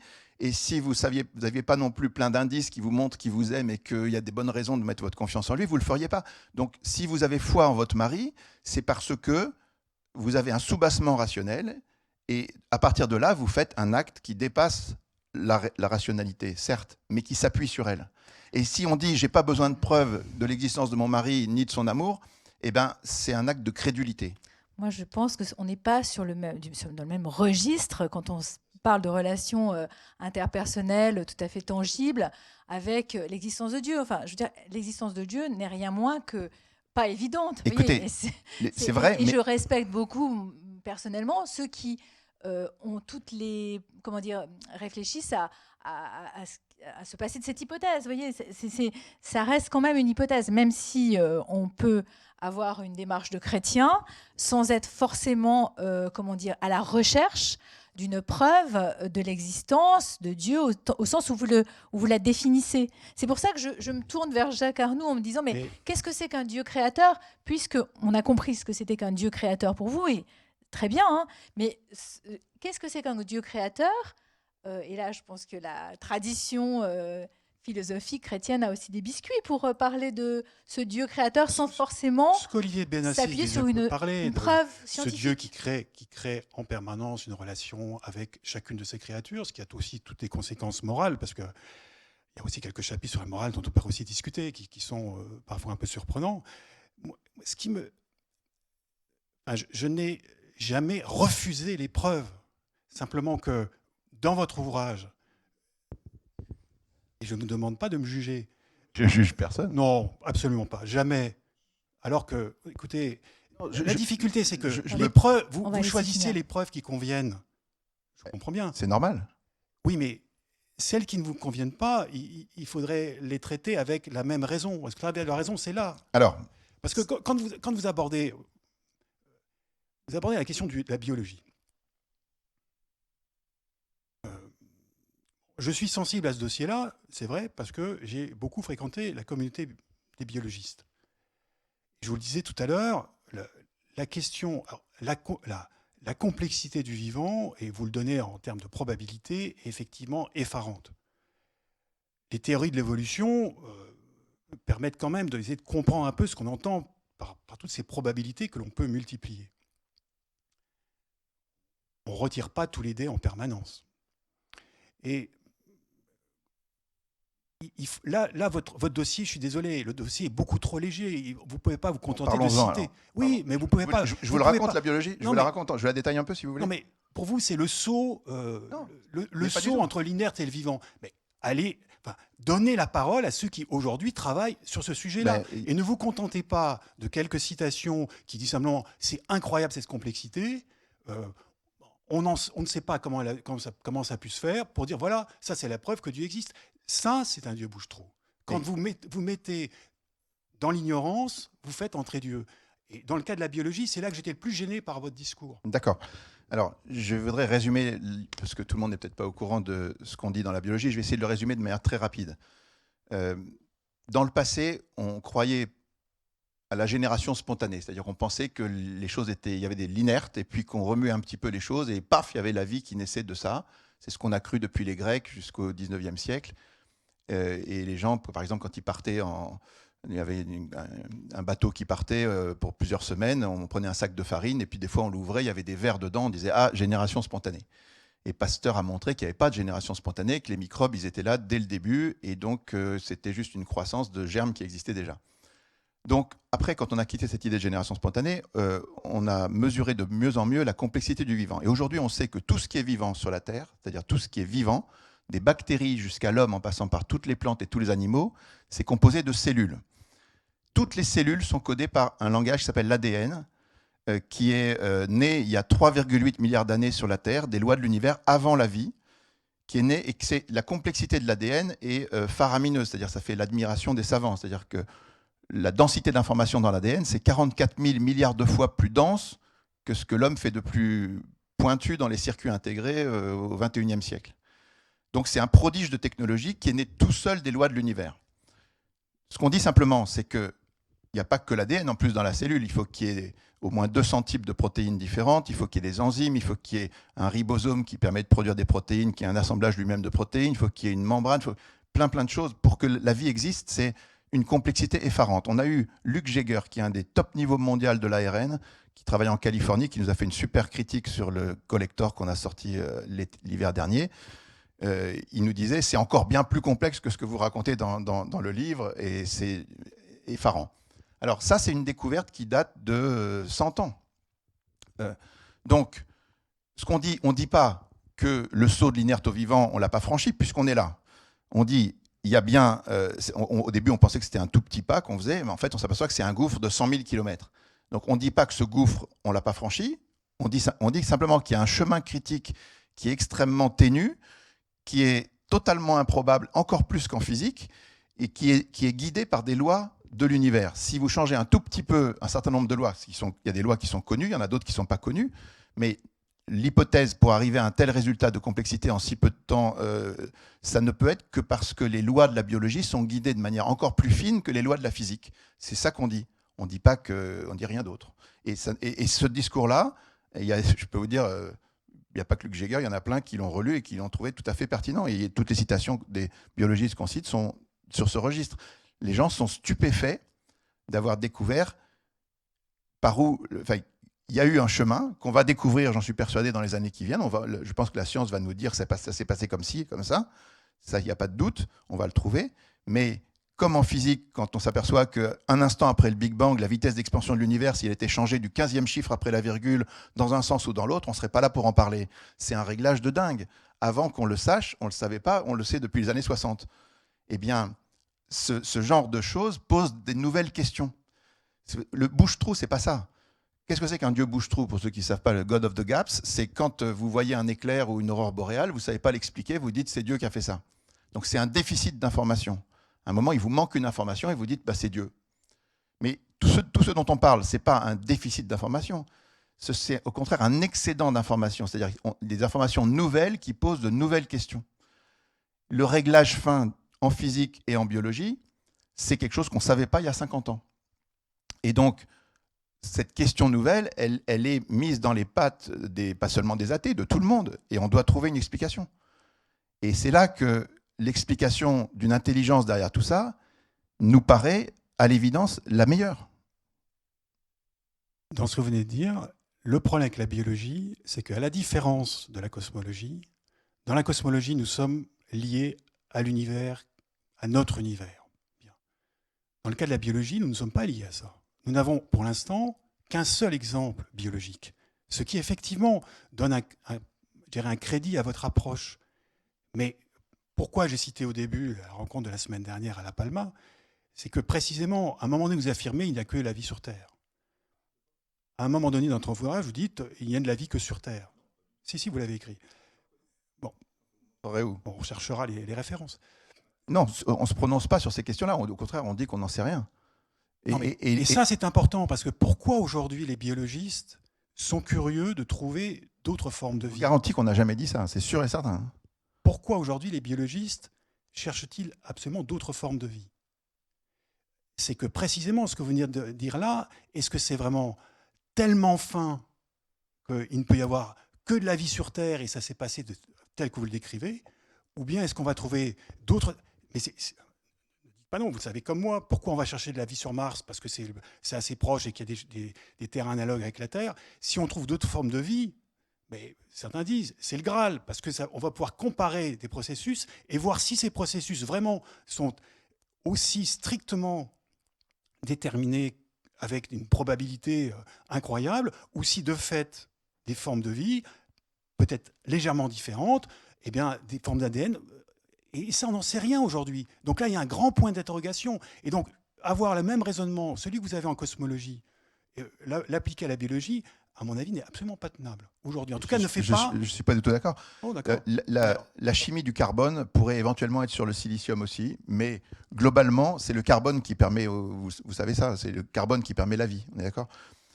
Les acides aminés qu'on retrouve on en retrouve partout, mais ceux qui permettent la vie, on les retrouve aussi dans les météorites, un peu partout, c'est à peu près tous les mêmes.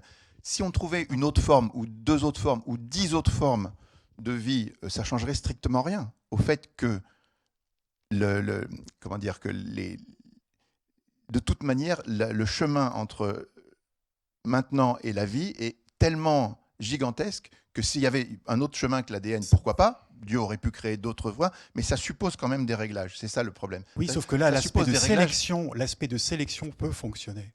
Non, la sélection, c'est un processus d'essai-erreur qui ne fonctionne qu'après l'ADN et après la reproduction. Donc là, avant, il n'y a pas de sélection naturelle. Je pense que là, on est allé sur un terrain, on a bien compris que vous êtes en désaccord sur la question des preuves, sur la question de plusieurs questions liées à la biologie, à la physique. Alors, il faut qu'on s'arrête maintenant de dialoguer entre vous et on va répondre aux questions du public. Alors, je commence par ceux qui sont venus ici. Est-ce qu'il y a des questions? Parce qu'il y en a quelques-unes sur Internet. Est-ce que quelqu'un veut poser des questions? Je vois un jeune homme ici, ce monsieur. Donc, est-ce que quelqu'un peut faire circuler le micro? Normalement, il y a quelqu'un qui doit être là pour le faire. Donc, Emeric va faire ça pour nous. Voilà. Donc, il y a... Donc, le micro doit être de l'autre côté.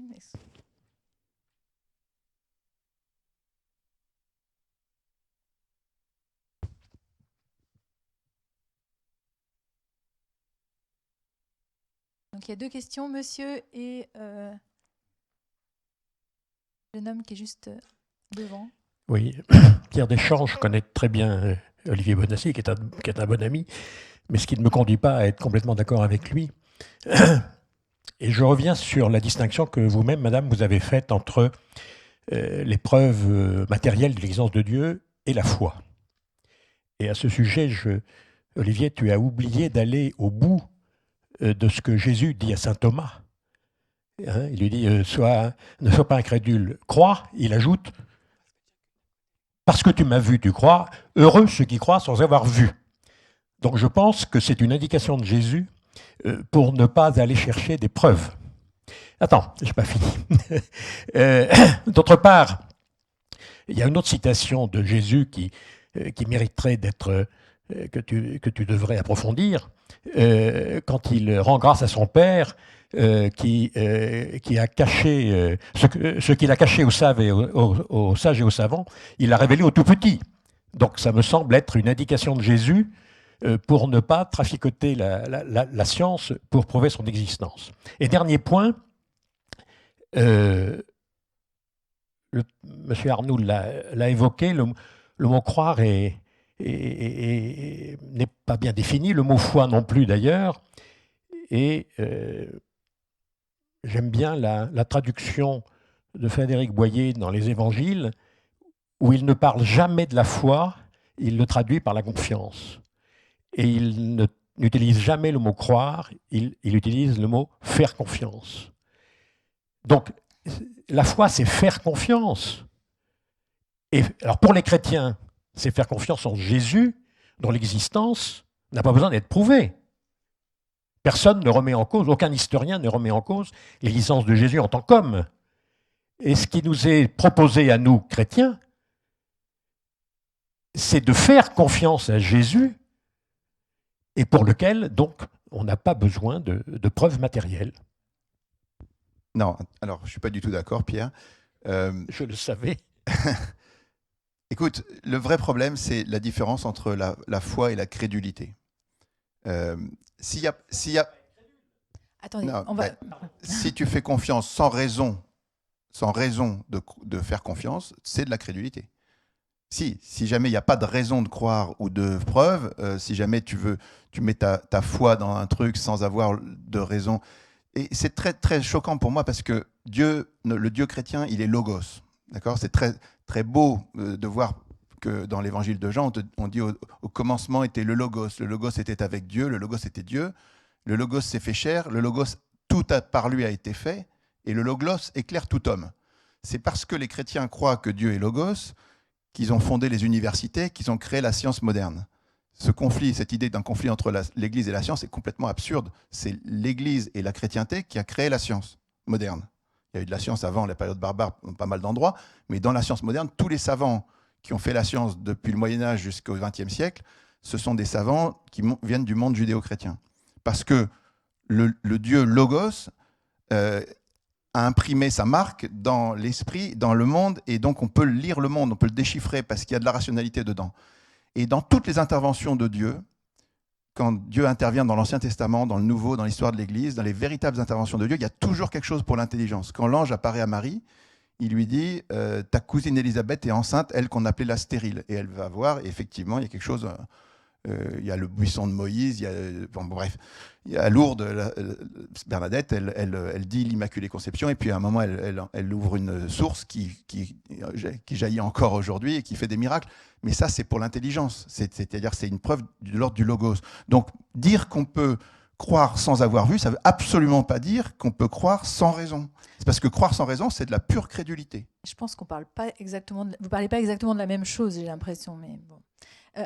Monsieur Arnaud, est-ce que vous voulez répondre à ce que vient de dire D'abord remercier d'avoir complété effectivement le rappel de l'apparition à saint Thomas, parce que j'avais effectivement la même phrase que vous, avec effectivement, mais soit vous l'utilisez comme argument, alors chacun va renvoyer une référence, une citation, soit vous l'enracinez aussi dans l'existence humaine, dans l'expérience humaine, dans la démarche spirituelle, dans ce qui constitue nos existences. Et moi, je veux bien rester dans le domaine de la raison, des preuves qu'on s'envoie à la figure, en trouvant la preuve qui va bien, la preuve qui va mal, et puis on peut reprendre chaque page et la faire aussi, parce que vous dites, oui, il y a un tel biologiste qui nous appuie. Bon, est-ce que vous l'avez? Il y en a d'autres qui ne vous suivent pas, vous le savez comme moi.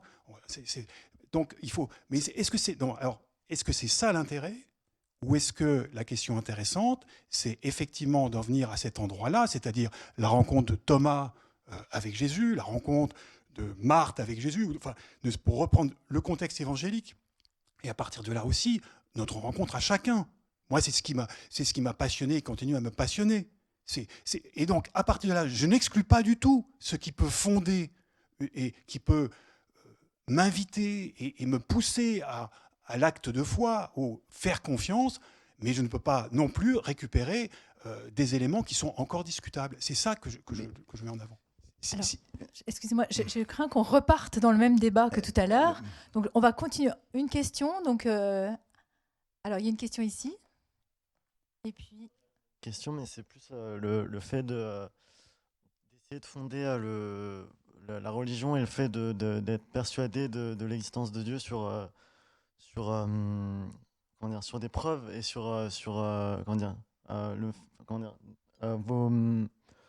vos preuves de l'existence de Dieu sont remettables en question. Peu importe à quel point, c'est parce que justement c'est fondé sur des preuves qui sont dites scientifiques, et la science, c'est quelque chose d'asymptotique, ça touche jamais à quelque chose de sûr, quoi. Et en ça,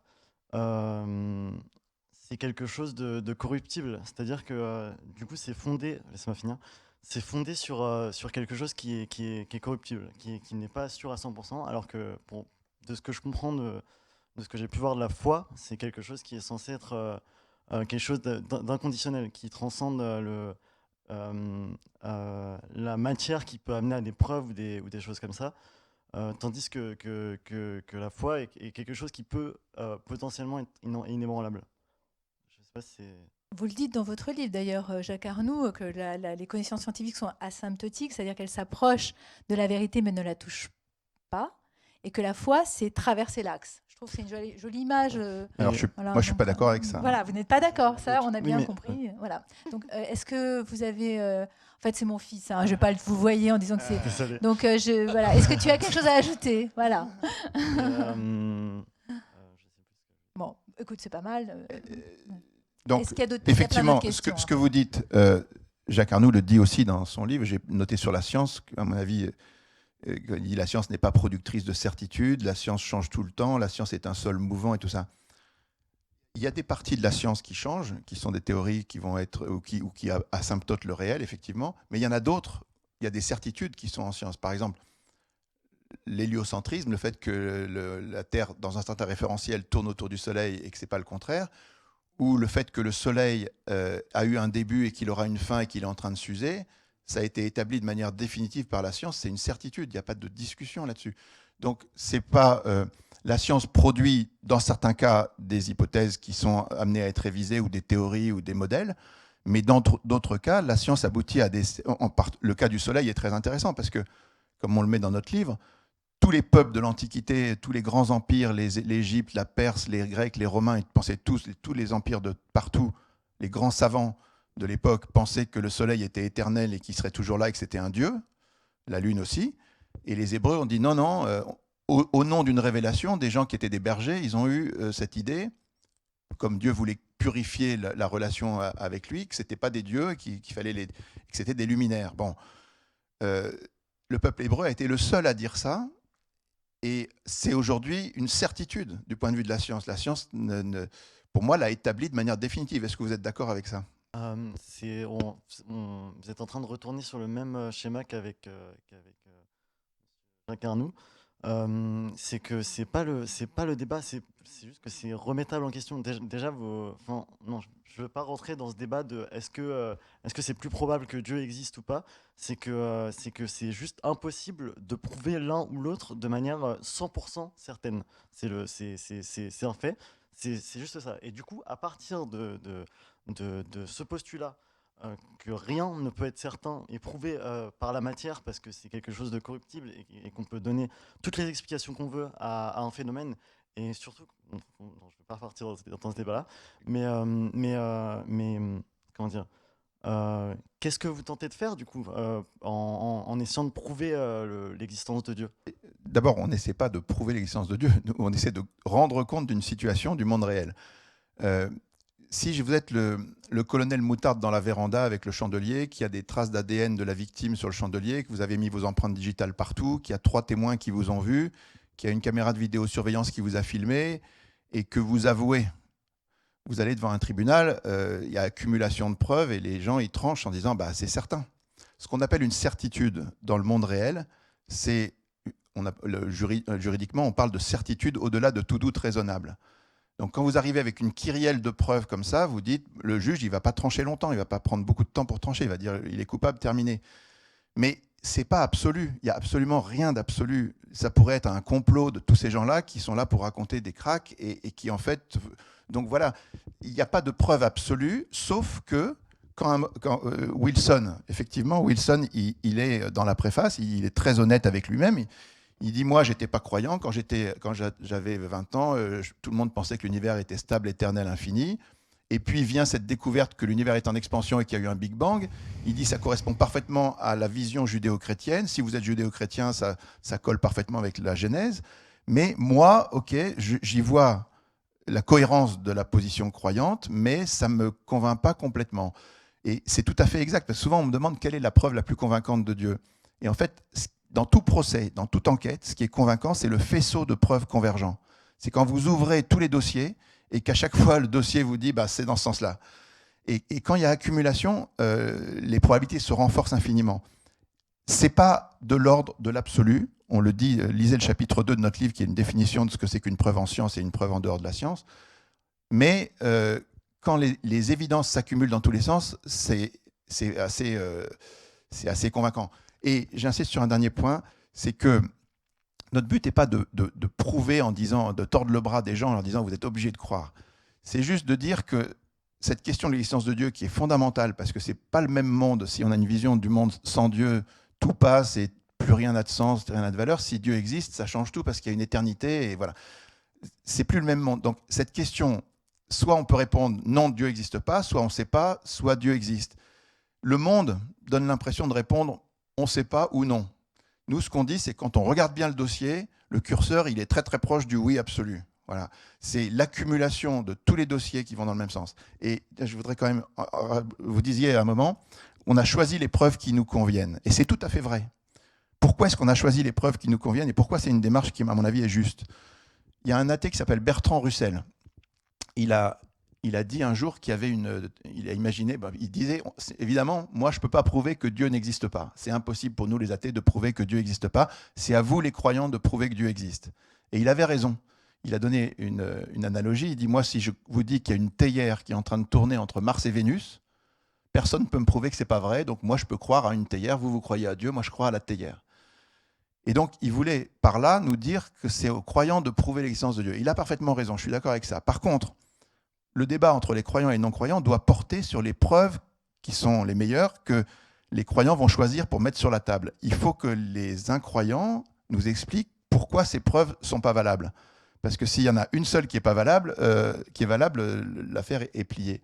Donc, le bon débat sur cette question, il y a une asymétrie, si vous voulez, c'est impossible de prouver l'inexistence de Dieu. Par contre, c'est possible de prouver l'existence de Dieu.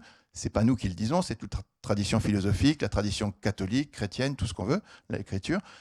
Et donc, il faut regarder si les preuves sont convaincantes ou pas. Et à la fin, c'est chacun qui choisit librement d'adhérer. Et c'est exactement la démarche de ce livre. Alors, je vais quand même faire place. Alors, monsieur, vous allez poser une question. Après, je voudrais prendre le temps de poser une ou deux questions du chat. Allez-y. Oui, bonsoir. Très, très intéressant débat. Alors, où est l'homme dans tout ce débat? Et notamment, est-ce que finalement, l'homme, c'est pas un peu Dieu? C'est la meilleure preuve dans votre démonstration. Et je trouve que là, ça n'est pas très bien, pas très bien expliqué dans votre livre, hein. Il n'y a pas le rôle de l'homme. Vous avez raison, je suis d'accord avec vous. Et je dirais, il y a même une chose assez étonnante dans la Genèse. Vous avez un mot hébreu qui s'appelle bara, ce qui veut dire créer, qui a la particularité d'avoir uniquement Dieu comme sujet. C'est un verbe qui n'a que Dieu comme sujet. Dieu crée d'une manière spéciale. Le verbe bara est employé 3 fois dans la Genèse. Il est employé au premier verset. Bereshit bara Elohim, au commencement Dieu créa le ciel, la terre. Il est employé au moment où Dieu crée la vie, donc Dieu créa les grands monstres marins et tout ce qui grouille dans les eaux. Et il est employé une 3e fois, Dieu créa l'homme à son image, homme et femme il le créa. Et voilà. C'est très intéressant parce que c'est un peu les 3 grands mystères sur lesquels la science bute quelque part. C'est-à-dire le moment où sont créés le temps, l'espace et la matière. Et petite parenthèse, avant la création du temps et de la matière, il n'y a pas de vide. Le vide, c'est... Dès qu'il y a un vide quantique ou pas quantique, dès qu'il y a le vide dans le monde réel, il y a déjà du temps et déjà de la matière. C'est vous qui le dites, hein. Pas nécessairement tous les scientifiques. Tous les scientifiques sont d'accord avec ça, absolument d'accord. Pour les équations d'Einstein, si vous voulez, elles lient justement, c'est le propre d'Einstein d'avoir eu ce génie. Einstein, si vous voulez, c'est quelqu'un qui a fait faire un bond de géant. Notre ami Yves Dupont, qui est docteur en physique, qui a relu tout ça, il dit peut-être si Einstein n'avait pas n'avait pas imaginé la théorie de la relativité, peut-être que jamais personne ne l'aurait trouvé. Il a eu cette intuition absolument folle de dire que le temps, l'espace et la matière sont liés, ne peuvent pas exister l'un sans les deux autres. Et il a fait cette théorie, il en a fait ses intuitions au départ, il en a fait une théorie, la théorie, il en a fait des équations avec des mathématiciens qui l'ont aidé, parce que lui c'était un physicien. Et après, il y a eu des prévisions, et toutes les prévisions ont été très rapidement vérifiées. Ce qui veut dire, en fait, qu'aujourd'hui, vous trouverez personne qui n'est pas d'accord avec l'idée que dans le monde réel, ce monde dans lequel on vit, le temps, l'espace et la matière sont liés par les équations d'Einstein. Et ça, comment dire, c'est ça. Par exemple, Kant ou des gens qui ont imaginé qu'avant la création de la matière, il y avait un temps vide ou un espace vide, tout ça tombe, ça marche plus avec la physique d'aujourd'hui. Donc voilà, donc je pense qu'il faut bien distinguer le vide du néant. Le néant n'a rien à voir avec le vide. Le vide est rempli de lois, rempli de temps, rempli de matière, rempli de lois quantiques, de tout ce qu'on veut. Et ça n'a absolument rien à voir avec le néant. Oui, j'ajouterais, alors notre religion judéo-chrétienne est la meilleure dans le monde par rapport aux autres croyances, religions, etc. Et là, parlons des Égyptiens, alors ils ont trouvé plein de choses, est-ce qu'ils ont trouvé quelque chose? Alors, vous me tendez une perche parce que nous, on a... Non, mais très rapidement, ce livre avait une seule question, effectivement, est-ce qu'il y a des raisons de croire que Dieu existe? Et pour nous, la réponse est oui. Et la question d'après que tout le monde nous dit, c'est mais alors qui est ce Dieu? Et avec l'association Marie de Nazareth dont je m'occupe, on va lancer un projet qui va s'appeler, qui est déjà lancé depuis le 1er mai en fait, qui va durer 5 ans et qui s'appellera 1000 raisons de croire. Et on va montrer qu'effectivement, il y a 1000 raisons de croire en Jésus, très variées, très nombreuses, très rationnelles. Et de notre point de vue, quand on regarde le monde réel, il n'y a aucune autre religion, aucun autre courant de pensée qui a ce niveau de crédibilité. En tout cas, c'est un débat qu'on ouvre, la question est ouverte, et on est prêt à discuter avec toutes les autres religions pour voir si les raisons de croire sont plus fortes ou moins fortes. Ça, c'est un autre débat qui n'a rien à voir avec ce livre, mais qu'on a engagé tout récemment. Alors, il y a une question qui porte sur Paul de Tarse, et la question est la suivante. Est-ce que Paul de Tarse, qui a été à l'origine de la diffusion de la religion chrétienne, était fidéiste ou rationaliste? Paul, il démontrait par les Écritures que Jésus était le Messie, donc il donnait des raisons par les Écritures comme Jésus le faisait aussi. Paul, il disait en Romains 1,20 que par l'intelligence, on peut avoir la certitude de l'existence de Dieu et qui sont insensés tous ceux qui ne le reconnaissent pas par l'intelligence. Enfin, il n'était absolument pas fidéiste. Vous avez un point de vue? J'adore la manière dont vous mettez des étiquettes aux gens, je trouve que dans tout ce débat, il y a quand même toute une communauté humaine qui, comme vous le disiez tout à l'heure, s'interroge. Je n'ai pas évidemment fait une recherche des mots, mais le mot daté revient en permanence dans votre ouvrage. Il vient mettre des étiquettes régulièrement sur un certain nombre de chercheurs. Le mot agnostique est beaucoup plus rare. L'interrogation, et vous venez de le dire d'ailleurs, est quand même très importante aujourd'hui dans notre monde. Je comprends votre démarche de dire à partir de cette interrogation, nous voulons apporter des preuves. Si je puis me permettre, je trouve que malheureusement, il y a des exemples de maladresse, c'est ce que j'ai plutôt relevé dans l'histoire, qui font que il devient un peu clivant.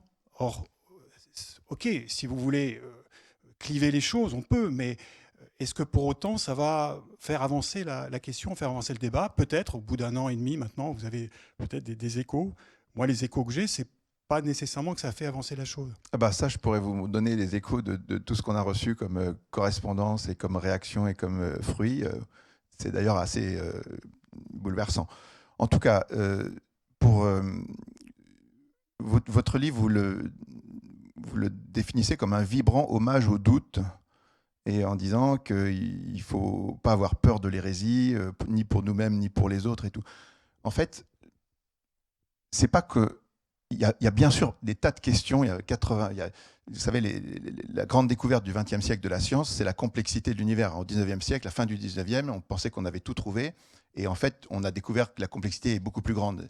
J'ai fait un article sur Aletheia qui raconte que les scientifiques disent que l'horizon recule. C'est-à-dire à chaque fois qu'on résout une question, on en ouvre 3. Et donc, on se dit qu'on ne trouvera jamais, que c'est beaucoup plus complexe. Donc, le nombre de questions complexes dans le monde est faramineux. Est-ce que pour autant, ça empêche que sur certaines questions, on puisse avoir des certitudes? La réponse, à mon avis, est non. Et quand vous voulez grimper une paroi dans les Alpes et que vous voulez monter, vous n'avez pas besoin, les prises qui sont inaccessibles trop loin, elles ne vous intéressent pas. Les prises qui sont proches de vous et fragiles parce que vous ne savez pas si c'est du lard ou du cochon, ça ne vous intéresse pas non plus. Par contre, si vous avez des prises solides en petit nombre, ça vous suffit pour monter. Et c'est ça qu'on a essayé de faire dans le livre, c'est de sélectionner un certain nombre de preuves, un certain nombre de domaines, un certain nombre de dossiers qui, à notre avis, sont parlants et permettent de conclure avec un fort degré de certitude dans un certain sens. Et quand tous ces dossiers s'accumulent, on arrive exactement à ce que l'Église catholique dit. Relisez le numéro 31 du catéchisme. L'Église dit qu'il y a des preuves de l'existence de Dieu, que ce sont des arguments convaincants et convergents. Et elle s'appuie sur ça, sur saint Paul, justement, sur sagesse, sur les psaumes, sur tout ce qu'on veut, sur toute la tradition, sur saint Thomas d'Aquin. Enfin, ce qui est très curieux dans notre monde aujourd'hui, c'est que ce que nous, on est en train de dire là, c'est une position ultra classique de l'Église depuis 20 siècles. Il faut arriver au 21e siècle pour se dire que voilà, c'est assez étonnant. En même temps, l'Église notre société s'est beaucoup sécularisée et c'est pas seulement... il n'y a pas que l'Église, il y a les philosophes aussi. La société s'est sécularisée, oui. Mais je veux dire, si c'était aussi évident, vous voyez... Non, personne ne dit que c'est évident. Personne ne dit que c'est évident. Dieu est caché. Mais c'est pas parce qu'il y a des enquêtes qui vous permettent de trouver des preuves, il faut les chercher. Oui, mais Dieu apparaît pas tous les matins dans votre chambre parce qu'il veut qu'on le cherche. C'est encore autre chose. C'est un autre débat. Mais on ne dit pas que les preuves sont évidentes. On dit qu'elles existent et que qui cherche trouve, comme dit Jésus. Ce que je veux dire, c'est que si l'Église était aussi convaincante dans son catéchisme de l'Église catholique pour des gens qui sont en recherche, ça se saurait. Vous voyez ce que je veux dire? C'est pas parce que c'est dans le catéchisme de l'Église catholique que il y a forcément, ça suit forcément. La vérité est dans ce monde comme une étrangère, disait Tertullien. Vous savez, c'est pas parce que les gens croient ou croient pas. Il y a les faits objectifs. Heureusement qu'il y a des faits objectifs, parce que un des problèmes du fidéisme aussi, c'est que si la personne me dit je suis catholique, moi je vous dis je suis bouddhiste, et qu'on est fidéiste, en fait on n'a rien à se dire. C'est-à-dire que chacun reçoit de Dieu une certaine vision des choses. Mais si jamais on est dans la non-fidéiste, c'est-à-dire qu'on dit qu'il y a des raisons de croire, on va pouvoir interroger l'autre, dire pour quelle raison est-ce que tu crois ça? Et lui, il va pouvoir m'interroger aussi en disant pour quelle raison tu crois ça? Et on a un terrain de jeu commun, qui est le logos, qui est la rationalité. Et c'est ça qui permet la mission. S'il n'y a pas de raison de croire, les apôtres sont morts. Il n'y a plus de mission. C'est au nom de... Qu'est-ce qu'ils ont fait, les apôtres? Ils ont dit, Jésus est ressuscité, on en est les témoins, ce qu'on vous dit c'est vrai, convertissez-vous. Mais qui dit ça aujourd'hui? Mais pourtant, c'est ça l'essence du christianisme, si vous voulez. C'est des gens qui sont témoins de choses vraies. Le concept, le thème de la vérité, c'est le thème numéro 1 des évangiles. Alors, Jésus, il dit « je suis la vérité », il ne dit pas « je suis le doute ». Bon, je pense que là, il faut qu'on conclue parce qu'il est l'heure. Je m'adresse aux théologiens. Ce qui vient d'être dit, qu'est-ce que vous avez à en dire? Voilà, est-ce que le monde serait si... Enfin, est-ce qu'il y a un monde avec Dieu et un monde sans Dieu? Est-ce qu'il est aussi binaire et aussi différent? Voilà, est-ce que il faut choisir? Voilà, est-ce qu'il faut choisir au fond? C'est ma question. Moi, je ne sais pas ce que le théologien dirait sur le monde binaire. Effectivement, je suis très gêné par ce genre d'approche où on cherche absolument nous, humains, à séparer ce qui sera séparé au jugement dernier. Avant ça, je n'ai jamais dit que c'était votre avis. Ne vous sentez pas concerné. Vous dites, je suis très gêné par ce genre d'approche. Alors, je me sentais un peu visé. Parce que j'ai été quand même très gêné. Je l'ai dit en passant, cette étiquette d'athée qui apparaît tout le temps comme une critique. Et comment se fait-il que Stephen Hawking est mort athée? Enfin, écoutez, laissez-lui là. Enfin, voilà. Mais pourquoi avoir ce besoin de... Moi, je ne sais pas, j'ai été très mal à l'aise à cause de ça. Sans doute, ça explique ça. Après, je crois que ce monde est une création de Dieu. Pourquoi je n'ai pas des doutes, mais je suis en quête, comme un certain nombre d'entre nous. Alors que pour certains d'entre nous, il y a des preuves en plus grand nombre que à une époque, à un moment de notre existence, et puis c'est le mystère de chacun. Et alors il faut apporter ce que vous avez dit à la fin, le témoignage. Voilà, ces apôtres, c'est vrai, ils avaient des raisons de croire. Ils nous les ont partagées.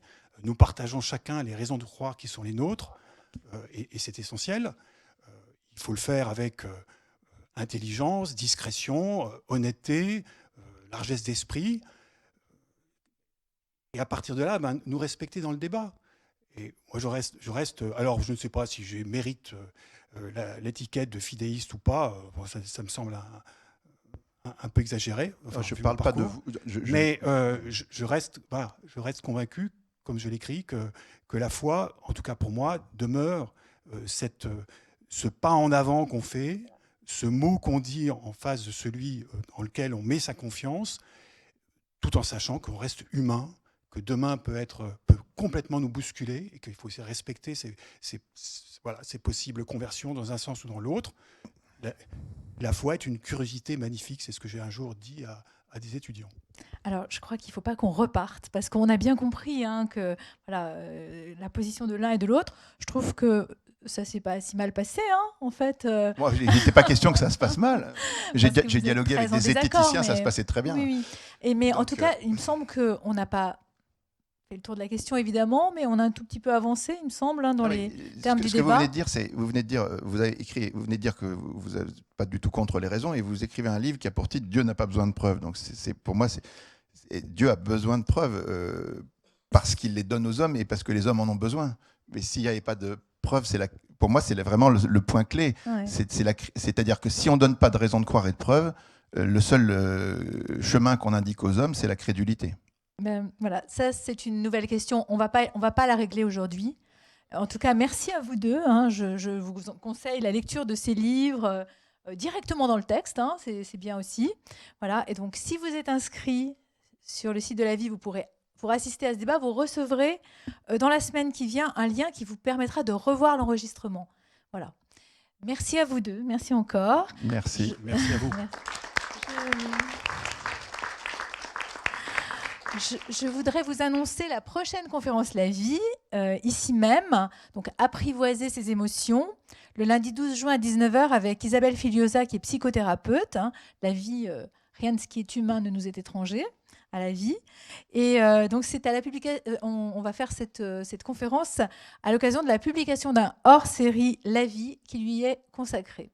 Voilà, je vous souhaite une bonne soirée. Merci à vous. Merci.